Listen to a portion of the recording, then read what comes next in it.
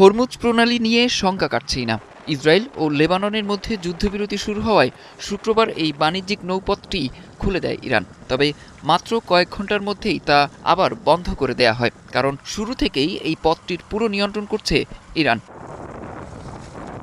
২৮ ফেব্রুয়ারি যুদ্ধ শুরু হওয়ার পর থেকেই হরমুজ প্রণালীতে শত শত শক্তিশালী মাইন পেতে রাখে ইরানের বিপ্লবী গার্ড কোর বা আইআরজিসি।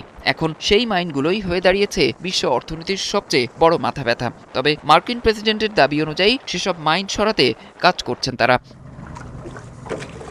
মার্কিন নৌবাহিনী বলছে এই কাজ মোটেও সহজ নয়, কারণ ইরান এখানে কোনো সাধারণ মাইন পাতেনি। সমুদ্রতলে লুকিয়ে থাকা বটম মাইন থেকে শুরু করে জাহাজের খোলে লেগে যাওয়া লিম্পেট মাইন সহ হরেক রকমের মাইনের বৈচিত্র্যে নাকাল বিশেষজ্ঞরা। তার ওপর ইরানি বাহিনীর কাছে নেই এই মাইন পাতার কোনো নির্ভুল রেকর্ড, ফলে এটি অপসারণ কাজটি জটিল হয়ে দাঁড়িয়েছে।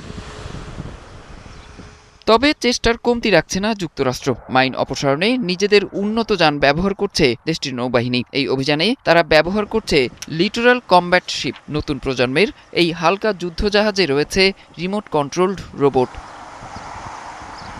সেনা সদস্যরা এখন নিরাপদ দূরত্বে থেকে রিমোটের মাধ্যমে নিয়ন্ত্রণ করছেন রোবটগুলো।